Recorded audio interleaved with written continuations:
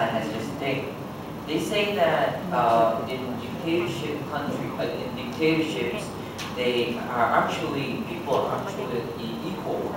To me, there's no equality in dictator when people don't have the rights to do things, and that when they state that people will have, whether they're poor or they're rich, they will have the choices. They still have the choices to go to school, to buy cars.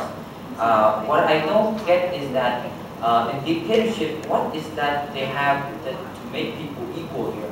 All that they do is like dominate people and try to make people as low as they can so that they can control them. In dictatorship, as I can see in many countries or in the past, dictatorship, what they try to do is they try to not educate, they don't educate people, so that's the only way, the easy way to control people.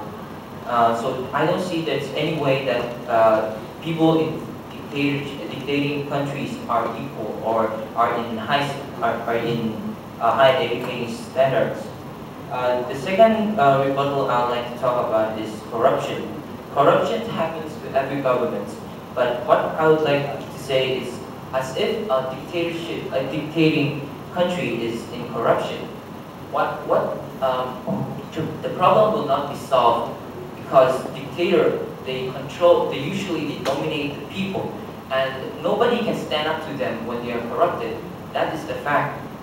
And opposing in democratic, although they are weak, but at least they have the people's choice, people's freedom, and as they have many, I'll go back to you later. As they have many parties that they will, although they will argue with each other or maybe have conflicts, but what they have is that they have different perspective, which they will solve. They will see that which party have corruption, and therefore they will stand up against those corrupted party, and that is what is better between democratic and dictator. Is that the people or the parties, they have what they can oppose the corruption that is occurring, but in difference in dictator, which people don't have the choices and don't have the right to go against corruption. What will happen if the elected politician or president was chosen and the people think they are right and they corrupt and do what will be like the solution? In democratic countries, they have many parties, and they all, of course, might one of the parties be corrupted. Might one of them, maybe like the president might state something wrong or might do some hard decision, but in the end, other parties will come up to oppose it, and of course, they will have arguments over it. And I think with the vote of the people, they will solve the situation. I would like to go to my summarize and flash points.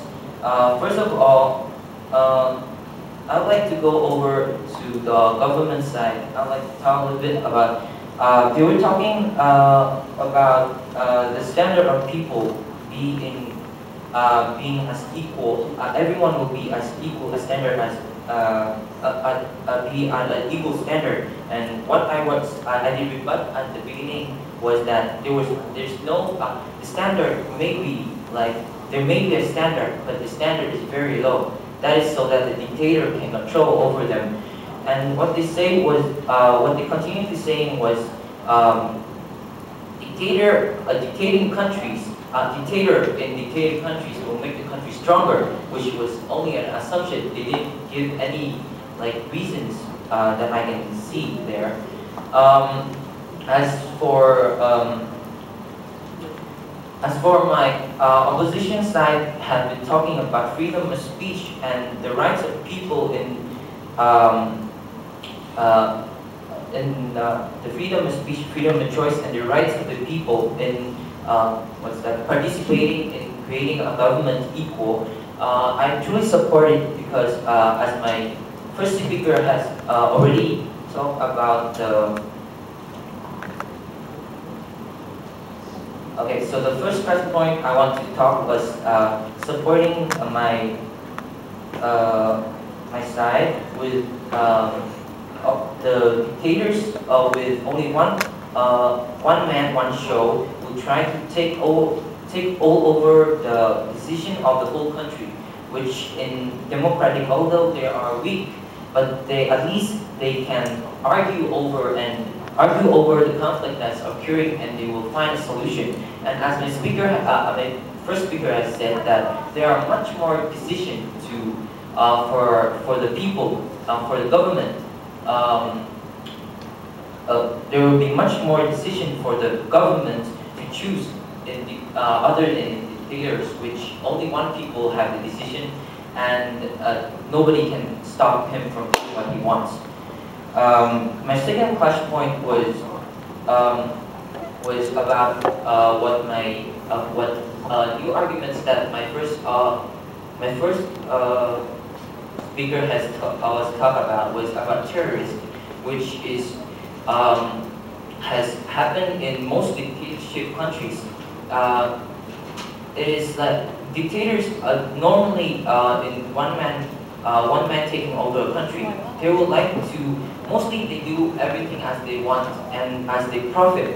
So when terrorists happen to a country, they will try to control the terrorists, and by protecting the terrorists, they will gain from the terrorists by such as maybe they can use the terrorists for blackmail or some other purpose, and for they can even sell like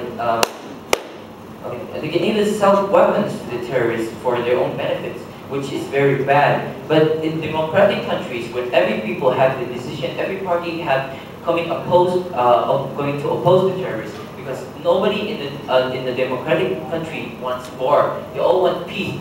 So mostly the votes in people will decide that terrorists cannot exist in democratic country, which is what my first speaker was trying to make a difference there. That is what I would like to summarize, that to all the benefits of the democratic country and now existing, that terrorism is much higher in the world, and and so democratic country is the solution for lowering down the terrorists and making peace and no war. Thank you.